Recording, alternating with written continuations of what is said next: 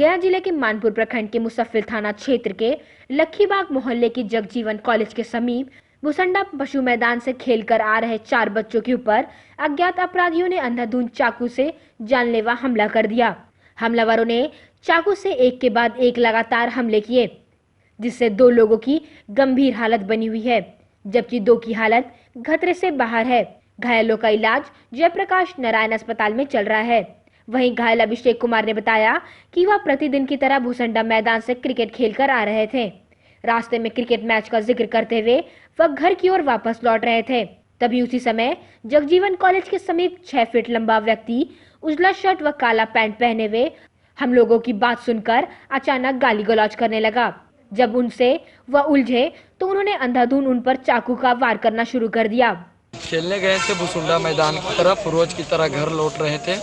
मंदिर की तरफ से जगजीवन कॉलेज के रास्ते से घर जा रहे थे। हम लोग अपने में बात कर रहे थे और कुछ लोग मिले जो 6 फीट लंबे थे, काला शर्ट उजला शर्ट पहने हुए थे, काला पैंट। हम लोग कुछ नहीं, गाली दिया, वही बहस हुआ और वो लोग चाकू चलाया और हम लोग वहाँ से डर कर भाग गए। कितने लोग थे वो लोग? वो लोग 5-6 लोग थे, लेकिन चाकू जो है सब धरा, लेकिन चाकू सबको एक ही इंसान मारा। 4 लोग अपने में लड़ गया था। अच्छा। लड़ने के दरमियान में चाकू से एक दूसरा बच्चा वहाँ पर के बगल का वही प्रहार किया और 3 बच्चा को गला में चाकू से लग गया है, पूरा कटा हुआ है, खतरा है। हम लोग पिलग्रिम अस्पताल में लाए हैं, उसके बाद इन लोग को PMCH में ले जाएंगे पटना। 7 बजे के लमसम लखीबाग के 4 बच्चे खेल मैदान भुसंडा पशु मेला से खेल के आ रहे थे। इसी क्रम में वहां पर बैठे कुछ आपराधिक तत्व के लड़कों के द्वारा इस पर चाकू से हमला किया गया। कॉलेज देवी स्थान के पास मंदिर के पास जो है ये लोग आ रहे थे, उसी बीच जो है अज्ञात के लोगों के द्वारा चाकू मार दिया गया। लेकिन मैटर क्या है घटना का, अभी तक ये लोग जो है असमर्थ है बोलने में, जिसके चलते जो जख्मी है जो कि बोलने में असमर्थ है, इसलिए अभी क्लियर नहीं किया जा सकता है कि तो किस लिए मारपीट हुई है। कितने लोग जख्मी हैं? इस पर जानकारी जो है हम लोग ले रहे हैं। 4 आदमियों का जख्मी हुआ। कहाँ के रहने वाले हैं जख्मी? ये जो है गौरव कुमार हैं, जो है चाकन के रहने वाले हैं। ऐसे ये यहाँ पर लखीबाग में घर बना चुके हैं अपना, यहाँ रहते भी हैं। अभिषेक कुमार और संजय कुमार लखीबाग का रहने वाले हैं। अभिषेक पिता पुरुषोत्तम कुमार कुर्की हार का रहने वाले हैं, जो थाना बजीरगंज में पड़ता है। शेरघाटी डोब स्थित NH2 जमुनिया नदी पुल की स्थिति जर्जर होने के कारण आने जाने वाले वाहनों को काफी परेशानी हो रही। बता दें कि आए दिन यहां दुर्घटना होते रहती है, जिससे कई लोग अपनी जान गंवा चुके हैं। पुल खराब होने की वजह से छोटे बड़े वाहनों को आने जाने में काफी कठिनाइयों का सामना करना पड़ता है। लोग अपनी जान को बाजी में लगाकर स्कूल जाने के लिए पुल पार करते हैं। ऐसे में आमतौर पर देखा जाए तो विगत 5 वर्षों से यह खराब है, लेकिन स्थानीय विधायक व स्थानीय प्रशासन का इस पर कोई नजर नहीं पड़ता।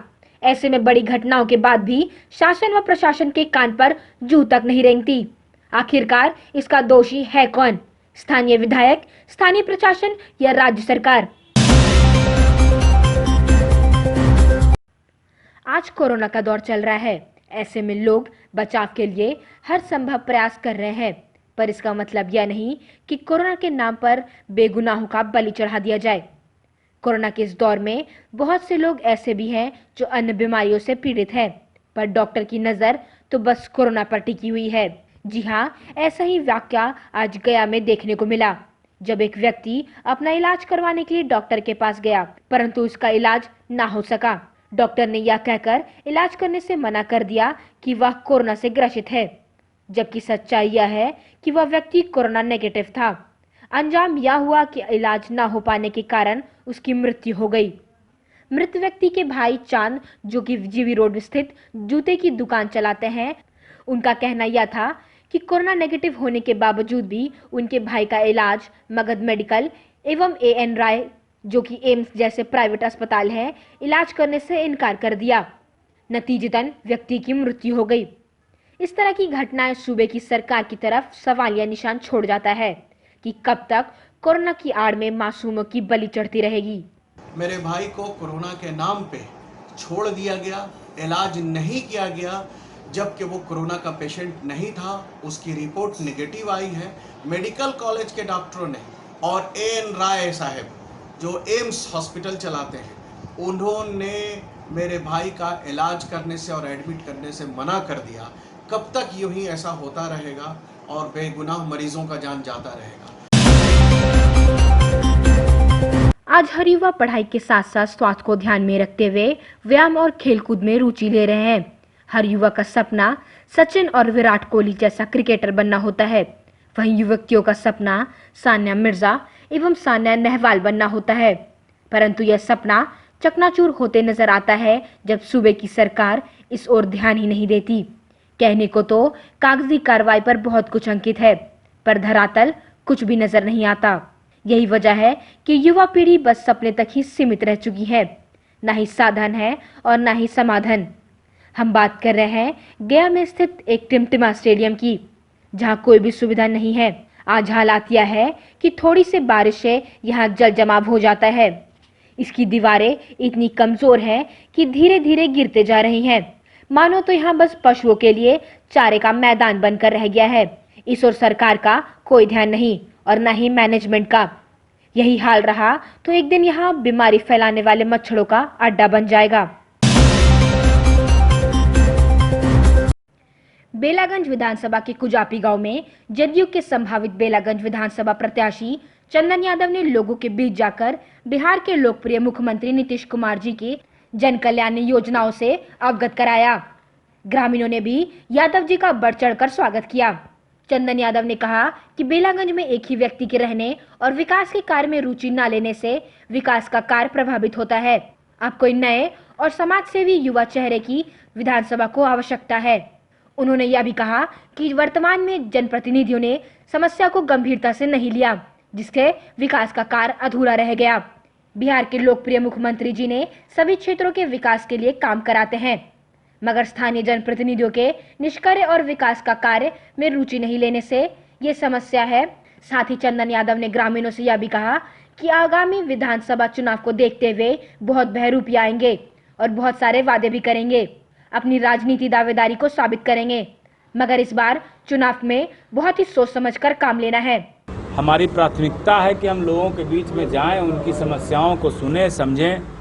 चुनाव तो समय पर होना है, ये चुनाव आयोग तय करेगा, ये सब हमारे विषय की बात नहीं है, लेकिन लोगों से रूबरू होकर के उनकी समस्याओं को समझना, उनको सुलझाना और जिस स्तर का वो समस्या है वहाँ तक पहुँचा करके लोगों को सुविधा पहुँचाना, यही मेरी प्राथमिकता है, ताकि इसका लाभ हमारी पार्टी को और हमारे नेता को, क्योंकि हमारे नेता का जो सोच है वो सभी के लिए है, नेता सभी के लिए काम कर रहे हैं, लेकिन कुछ लोग हैं जो इधर उधर करते हैं, तो उन सब पर नज़र बनाए रखना भी हम लोगों का काम है। इसीलिए आज हम बेलागंज विधानसभा में आए, कुजापी में लोगों से मिले, उनकी समस्याओं को समझें और यथासंभव उन समस्याओं को मैं ज़रूर सॉल्व करूंगा।